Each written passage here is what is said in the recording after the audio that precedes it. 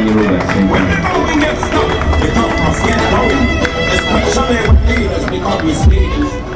you.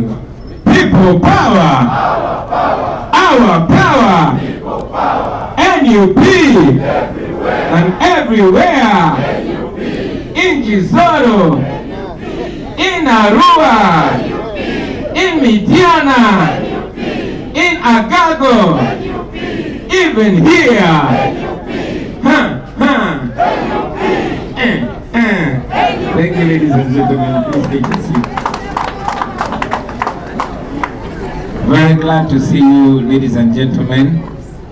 Somebody welcomed Ambassador of Firebase in Atit. Ambassador tukwaniriza. Nawulira ngu mutamivu agobya ambassador nalimanyi bagobye. Natengezo kulanga kulaba.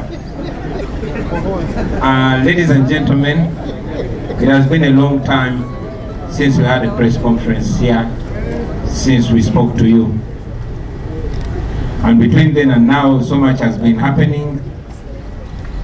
On a positive note, I want to thank the Almighty God because I'm personally getting better every day. Era kati bwetuba tusimbudde emisinde walukagatainza kuoneka.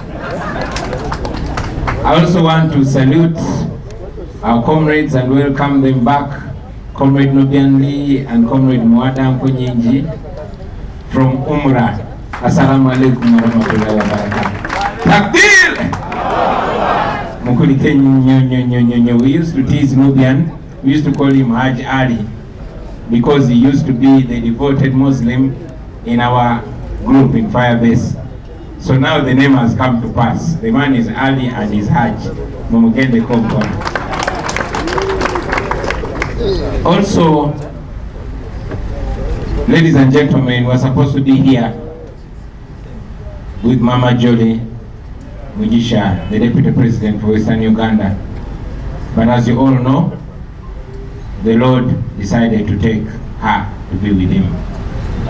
We continue to pray for her, we continue to remember her, but most importantly, we continue to hold so dear the values that she held so passionate. And I hope all of us can uphold her legacy. Continue resting in peace, Mama Jolie. I also want to send condolences and heartfelt messages of solidarity to our brothers in the Anglican Church that lost the former Archbishop Sekade. May his soul rest in eternal peace. Meanwhile, the lawlessness continues, the impunity continues, the injustice continues, the shamelessness continues. While we are here, a short while ago, our brother, commonly known as Taps, received shocking news, which by extension was shocking news to all of us. His father was attacked and murdered in his house. Now all of you know Taps. Taps is a very, very radical activist. He speaks truth to power. He exposes the regime at every opportunity. He fights for freedom at every opportunity.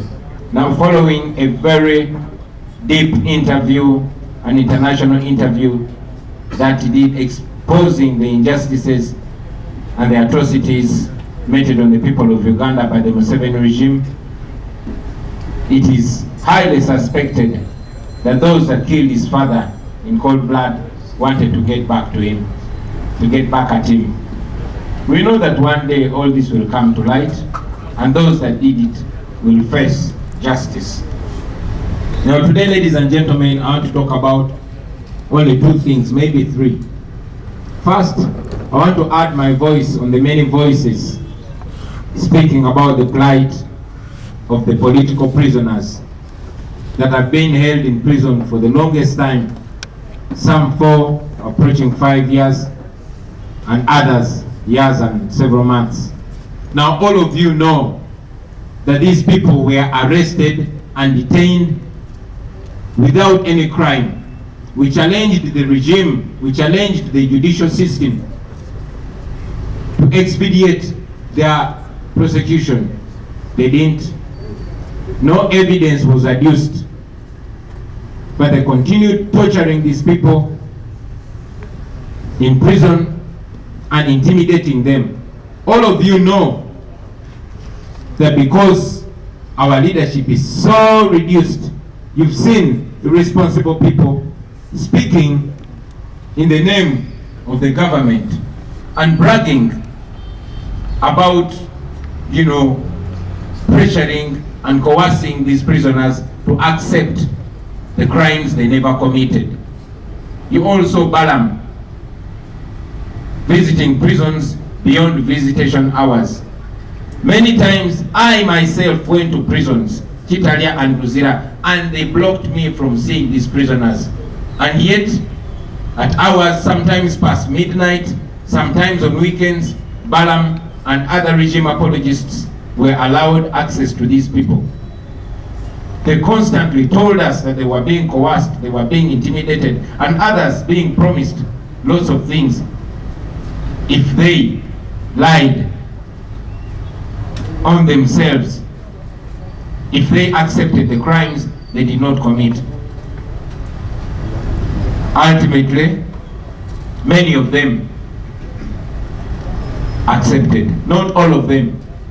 There are still 9, including Machete, Kalanzi, and others that are still standing firm.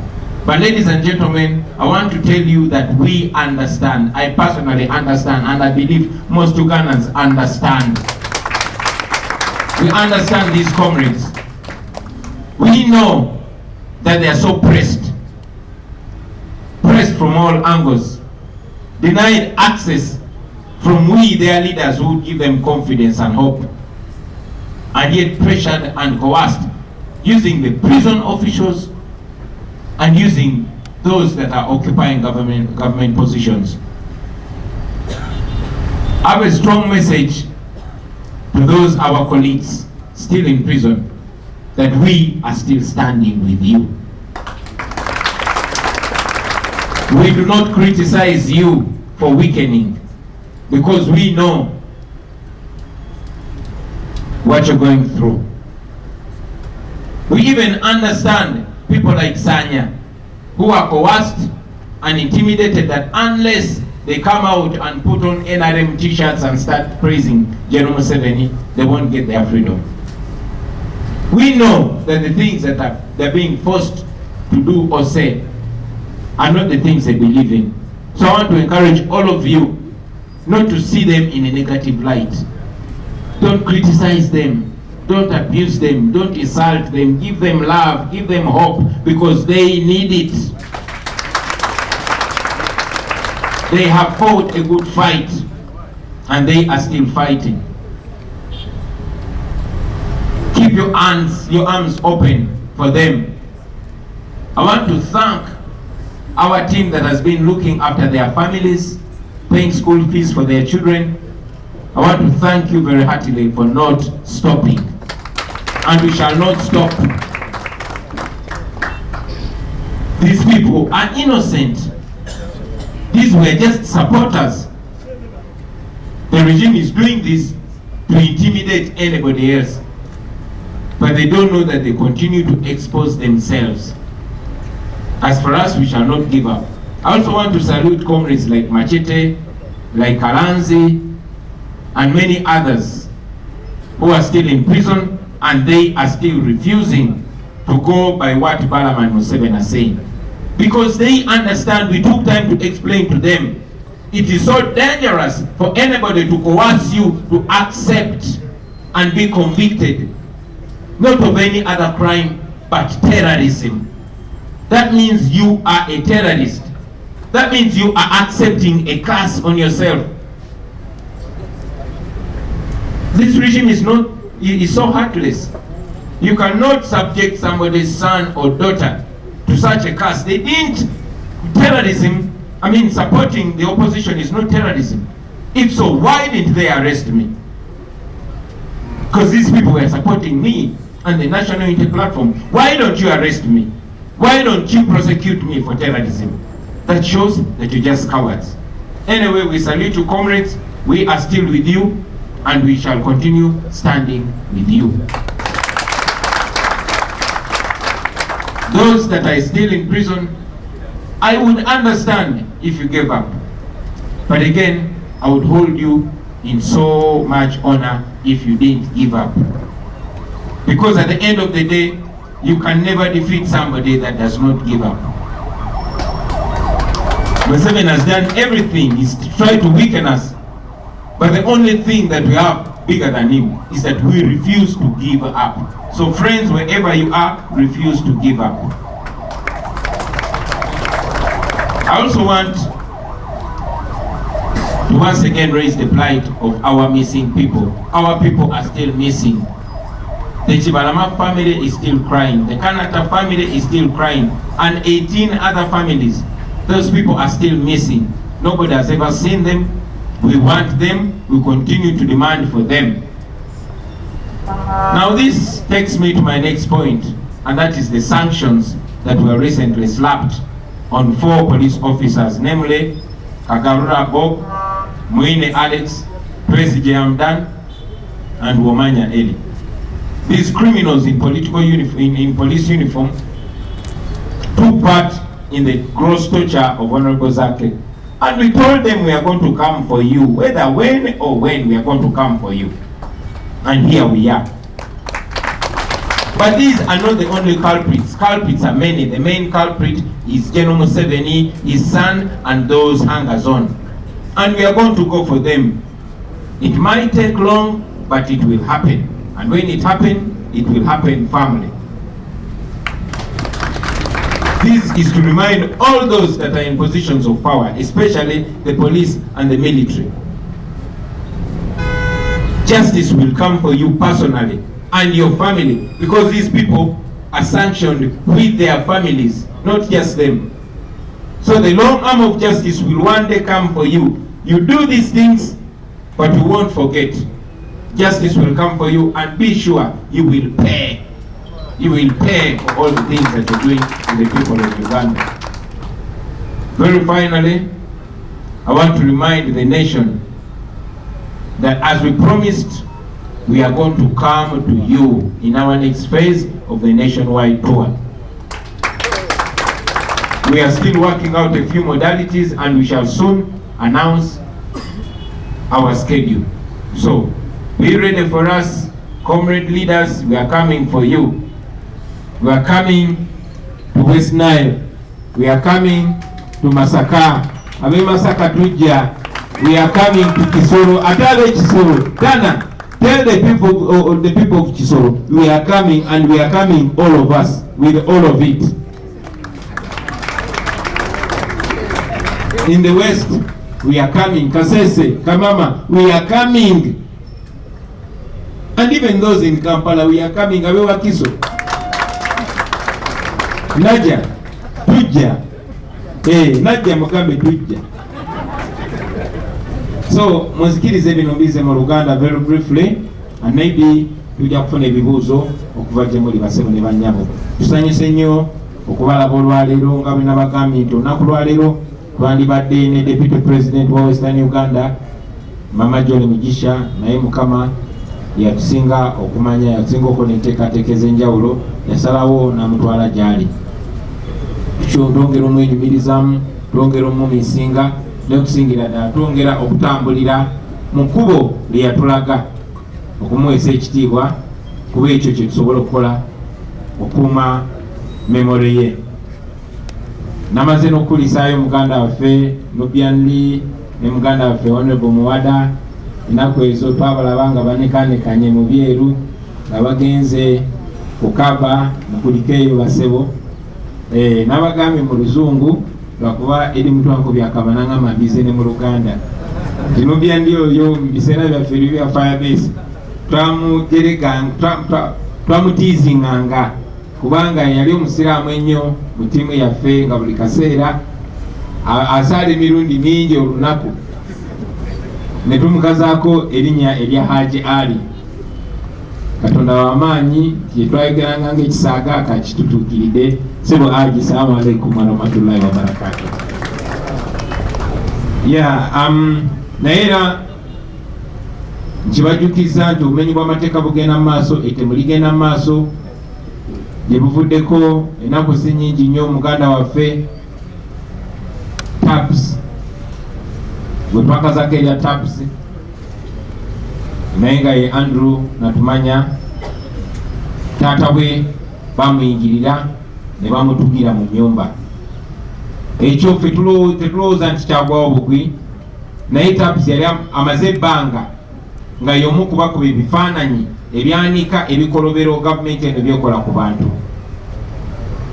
In fact yagenda ne maaso bwe yatravelinga n'agenda e Germany, alina interview ey'amaanyi gye yakola ku international TV n'ayanika byonna byonna ebize bikolebwa ku bannayuganda nga bikolebwa gavumenti eno. Baganda baffe abali wano, ebiseera bingi bwe mulaba nga tulina bakomrade abava mu Western Uganda, bano balubongoya, bano bakatana, bano bababi n'abalala, abamu balowooza nti abamu Western Uganda bo bali bulungi, bo beeyagala. Naye ate ebiseera ebisinga bye basinga okubonaabona kuba ne mu kulonda bo babagana okulonda. Naye tekikomaawo, omuntu yenna ayogera amazima nga wa mu Western Uganda ate baba bamuteekako nnyo amaanyi kubanga bo balaba nga abaabuusa nnyo. So muganda waffe TAPS tulowooza nti bakikola ng'ekibonerezo gy'ali okutemula taata we. Bamuyingirira ng'ali mu kulya kyaggulo, ne bamusambasamba embirizi ne bazimenya, ne bamutuga, tebalina kye baatwala. Tumanyi nti saawa zino nga tukyafugibwa bano abantu abatemu, tetusobola kusaba kunoonyereza, kubeera nga bwe mwalaba nga bamaze okunkolako obulumbaganyi bagamba nseredde n'engwa, nga bamaze okutemula Yasin mu Arua bagamba bansanze n'emmundu. So tekyewuunyisa okukeera ku makya ate ne bagamba taata wa TAPS yeetuze, oba ne bakwata abamu ku bantu be. Bino tubyogera ng'ebyokusaaga, naye era ebintu byonna byonna wano Uganda bibanga ebyokusaaga. Naye tumanyi nti olunaku lumu tujja kumanya amazima, era abo abatemula muzeeyi waffe muzeeyi Tebandana bajja kufeesinga akabuli era bagitebye. Leero njagadde kwogera ku nsonga bbiri zokka. Ensonga esooka ey'Abaganda baffe ba political prisoners oba abasibe basiba olw'ebyobufuzi. Nga bwe muze mulaba nti olwa pressure gye muze muteekawo basebo ne bannyabo ba political prisoners baffe abamu bagenda babata. Pressure gye mwateekawo ey'amaanyi locally ne internationally ya forcinga regime okuta bano bawayiza ba Edi Mutwe, ba Nubian Lee, ba Dani Majiki, ba Monde Ntambi n'abalala. Newankubadde Mwami Museveni yafuba nnyo okuteekawo ekiboozi n'agamba abano bambatadde bateeseza nange, era n'akozesa ne bannaffe abamu okwagala okuteekawo ekiboozi okutusindiikiriza okwogera ne Museveni. Twakyogera lunye era tuddamu ne tukyogera nti tetugenda kuteesa ku ddembe lyaffe kuba lyatuweebwa Katonda ne likakasibwa constitution. Tetugenda kwegayirira Museveni mu ngeri yonna yonna kuba tetulina musango gwe twazza. In fact lwe twatunuulira amazima Museveni ye mmenyi w'amateeka, so tetugenda kwogera naye oba kumwegayirira. Naye pressure gye mwateekawo era gye muze muteekawo nga mubadimandinga internationally nti babadde bafuuse n'aba icons, ng'otambula eyo mu Amsterdam gy'otamanyi n'osanga kafaananyi ka Olivia Lutaya nga bakapaintize ku kisenge. Bano abantu babimanya, nakibagambako wano nti baagala okuta basibe bano, naye bamanyi nti banaata bano abasibe olunaavaayo basobola okubakuba mu kooti. Guyinza obutasalibwa kati naye gye bujja kuba baba n'omusango gubaloopa gavumenti eno okubasiba mukomera ebbanga eryo nga tebalina musango. Gavumenti ya Museveni yalemwa okuleeta obujulizi bwonna obulumika Baganda baffe. Eyo ensonga lwaki babadde tebawoza okumala emyaka 4. Bonna bonna Lukutana yakuba muntu amasasi bamusiba yonna ku ngazi zo, mwalaba Kanyamunyu ebbanga lye bamusiba n'abalala. Abakozi b'ebikolobero bonna bakwotadde n'ababbi b'amabaati bonna babasibayo abamu ssaawa abamu nnaku. naye baganda baffe kubanga bavaayo ne bawagira opposition ne bawagira Kyagulanyi babasibe ebbangeri lyonna ne bwe baatuuka nga batuuse ku kisenge nakibagamba nti eno gavumenti eyagala bata ebeewonye kuba mubatuuse mu bulago basala amagezi gonna okwejjako omusango so that bwe muvaayo mukomera okusooka temusobola basiba balopa mu kooti batanza nene ekyokubiri nga bamanyi nti bwemunakomawo temujja kubanga muli kaali nnyo ensonga lwaki bakozesa amagezi gonna era ensonga nga Museveni bwalonda omuntu kuba minisita ng'alina ensonga emulondesezza nga bwe yalonda Saamu Mayanja nga ensonga ye yagenda kuvoola kabaka bwatu bwe yalonda Balamu ng'ensonga ye yagenda kusendereza baganda baffe na kubatiisatiisa kubakkiriza misango gye bataakoze.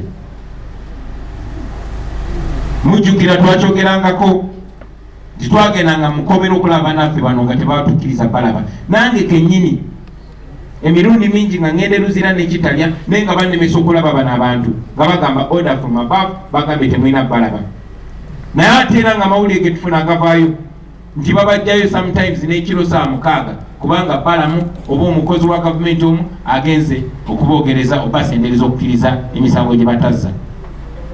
So oluvannyuma lw'okutiisibwatiisibwa oluvannyuma lw'okutulugunyizibwa n'abamu okulimbibwalimbibwa nga babasuubiza of course batagenda bawa bamaliriza nga bannaffe abamu babagonzezza obakkiriza emisango gye batazza.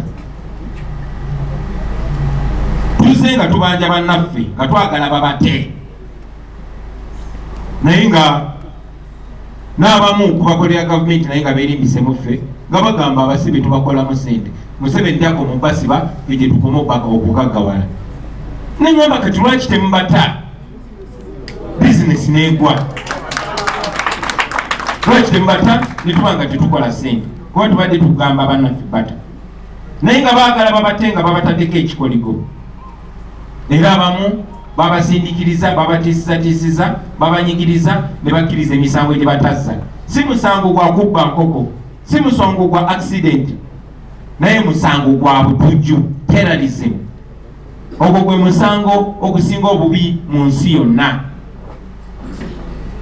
era kyannaku nnyo kya mutima mubi nnyo omuntu yenna okusindikiriza omwana wa munne okumuteekako sitampu eyo nti ono convicted terrorist kyono terrorist babakulemeseza emirimu yonna yonna babakulemeseza okutambula mu nsi yonna n'okusingira ddala n'ekifaananyi kyo babaagala baveeyo nga bakutaddeko conviction eyo nti ne bwe baddamu ne bakwata ne bakusimba maaso g'omulamuzi waliwo mateeka kye bayita repeated offender kiraga nti gwewasalirwako no ku musango ogutali gwo musango omulala gwonna naye gw'obutujju. So kyannaku nnyo nti abaana b'abantu bangi babataddeko ekikoligo ekyo naye ffe tumanyi nti tujja kimenya tumanyi nti ebyo tujja bisazaawo tumanyi nti neeyo conviction tujja gye overturninga. Kyannaku nnyo nti Ssaabalamuzi Owiny Dollo avuddemu bannayuganda aletize down next generation. Lwaki omuntu yenna yesiga amateeka ge Uganda nga basobola okukwata ne bakutulugunya ne bakugjamu enjala ne bakwata ne bakutwala mu kkooti y'amagye nga toli munnamagye ne bakuyiseeyo nga tolabe na kulooya ne bakussa mukomera emyaka 4 ne ngugamba tulina chief justice bantu badde bamuyita chief injustice. But anyway byagenda bwe bityo. Njagala okugatta eddoboozi yange ku maloboozi amalala gonna agasaasira bannaffe abo. Bannaffe abo ffe tetubasalira musango n'omulundi n'ogumu. Olivia Lutaya ne banne tetubasalira musango. Balwanirizi ba ddembe era mu maaso gaffe bali balwanirizi ba ddembe olubeerera. Ne baganda baffe basaanya Saanya amala ebbanga ng'ayogera amazima kamera ne zikwata naye ne bamusotasota abasirikale nga bwe naba n'amawulire mulaba ne bamukolako ebikolobero ebyo byonna byonna. So bw'aba nga yakkiriza for now okwoyonya omusango tetukkiriziganya naye ate tetumusalira musango tetumukondeminga. Era njagala obasaba mwenna abo ba political prisoners yavuddeyo kuba boogera naffe ng'amaze emyaka 4 talaba ku baana be ayagala just kubeerako bweru asekompewe ye bweru agivize up everything n'eddembe lye n'okumuteekako ttaaga eya terrorist.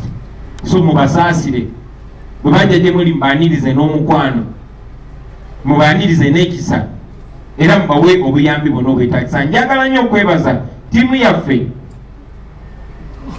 abali wano n'abali mu diaspora ababadde balabirira family zaabo ba political prisoners n'abantu ababuzibwawo abasasulira abaana baabwe school fees ababasasulira rent. Mwebale nnyo obutalekeraawo. Twabasaba tugende maaso nga tuyamba abaana abantu baffe kuba bino ebintu byonna bakozesa bampaka ku mudumu gwa mundu ne mukkiriza. Mwebale nnyo mwebalire ddala era tetugenda kulekeraawo. Mumanye nti eyo yonna gye muli tukimanyi kye muyitamu era tumanyi bye babakozesa ne mumanyi nti muffe mukyayinamu emikwano egibaagala egibalwanirira. Ekyo kintwala ku nsonga ey'okubiri, ensonga ya sanctions oba nati ezateereddwa ku bapoliisi abalala 4. Omwo mwe muli Kagalula Bob, mwe muli Mwine Alex, mwe muli Twesi Jamdan, mwe muli ne Womanya Eri. Abo basirikale 4 be batulugunya Honorable Zaake ne bamufuwa pepper spray mu maaso n'amala emyezi ng'esatu oba 4 nga tasobola gaggula bulungi. Be bamulemaza be bamutulugunya mu kiseera kya COVID nga bo balowooza tubyerabidde. Gaali mawulire gasanyu naye tegatumala. Bano si ye tageti yaffe. Tageti yaffe ye Museveni ne mutabani we n'abo abamwetoolodde ate nga tujja bafuna. Twagala okwebaza ttiimu zaffe mu diaspora n'abali wano nammwe ababeera ku social media ne mu expose nga bino ebintu. Nze nga mbagamba nti tweet gy'okola oba Facebook post gy'oteekayo munaye tekoma ku ggwe egenda wala. So bano abantu babataddeko nati n'ebyobugagga byabwe byonna ne biwambibwa. Omanyi abo ebyobugagga bwabwe biri bweru kuba bamanyi time yonna tubatwala emisinde. Naye ate neyo gye bapulaninga okuddukira kati gye tusoose nayo ne tuggalawo n'ebyobugagga ne biwambibwa. Amayumba gaabwe ne bizinesi zaabwe ne ziwambibwa. Ate tekikoma ku bo wabula kigenda ku bakyala baabwe, kigenda ne ku baana baabwe. Abaana baabwe abasomera eyo n'abakolera eyo bonna bonna baali ku nnyonyi eddako enkeera okomawo e Uganda. So njagala okubategeeza nti tetutudde.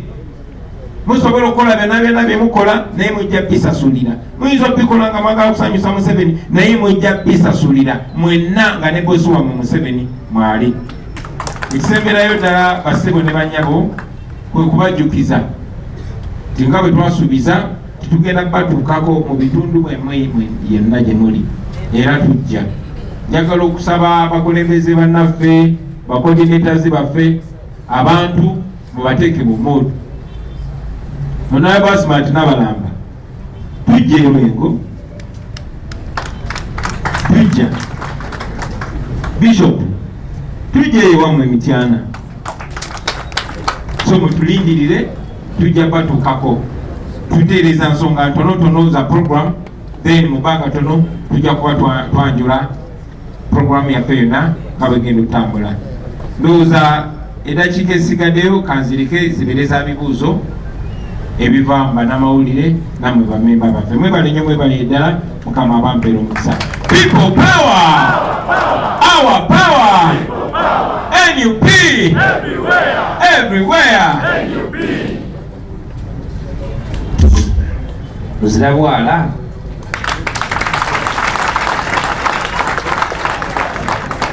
mwebale ate mukoze kisoga. Abavubuka yakuba idinda Kakindu Stadium ate awo waliwo ebyendawulo empewo diri awo Kamala Musoga ajja kubeera mu kisaawe ekyo TD. Tunakola tutya ni president ali kwita ye na president ali akerowooza andibawulira ntyanga nibo munatukobera. Thank you very much Mr. President, especially this big delegation I've been seeing is from Luweero. All of you stand up for recognition from Luweero.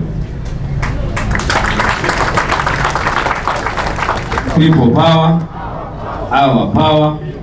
Thank you very much. You can have your seats. I want to thank you for being attentive, and I would now want to give the media the opportunity to ask a few questions. So to the media, what would be your questions?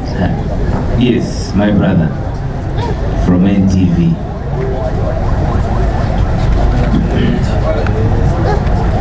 Good morning. Good morning. Raymond Tamale from NTV. My question goes to Principal. A few days back, a certain member of parliament was on the radio station and he said that we negotiated to get Nubian Lee and Eddie Mutu out of prison, and he also negotiated to get a passport. Is this true? And what do you speak about his comments? And also, the last two occasions, you say that you're going to come up with the dates. Can you give us a hint and say maybe the tour is going to start next month or something like that? Thank you. Any other person with a question? Baba TV. Usokabulaidi. Ayanze sabaka. Amaina nize iganasa Baba TV ni Success Radio. Ligo. Mbadde ngenda kuza mu Luzungu naye bannanga abasinga wano ne bangamba tukozese Luganda basobole okukifuna. Tulina biru bbiri ze tulina temuzikoonyeeko. Tulina biru eya Honorable Lumu ekwatagana ku kulonda the lead of the opposition business nga abadde agitembera tulaba ebibiina ebisinga ebyopposition nga bigyesamba. Twalaba UPC, twalaba DP ne NRM yennyini yetwayitulira nti yebadde ekitembeeta nevaayo nekisambanja negamba oyo yavuga kike. Nammwe mwennyini aba NUP twalabako council nga naye ali mu kakiiko akatulako olwo ne bakisambanja. Okulonda leader of the opposition mwenga NUP mwakiwakamya olwokuba nti mulaba nti kyali kibakuba nti nga bwe mulina abantu abangi nti n'omukulonda okuddako kwa 2026 musobola okufuna abantu nemufiirwa ekifo kino ekyo kisooka. Nebaga eddala erya Honorable Masasi Mpuuga eyali omumyuka wa President Robert Kyagulanyi Center mu Buganda oba Central Region ery'okuzzaawo term limit gye twajjawo mu 2005 n'okutereeza oba azayite ennongoosereza mu ssemateeka nti yalaba zikyali museza Mwami Museveni okuva mu buyinza. Mwenga aba NUP nga tutadde ku bbali ebiriwo enkolagana yammwe wakati wammwe ne Masasi Mpuuga mwe temulabanga okuzzaawo term limit eno eyaggyibwawo oba ne age limit mu 2017 ekikonde ekyanyoka mu palamenti. Temulaba nga kiyinza okubayambako okujjako Mwami Museveni. Ekisembayo omuzungu gwe mwogeddeko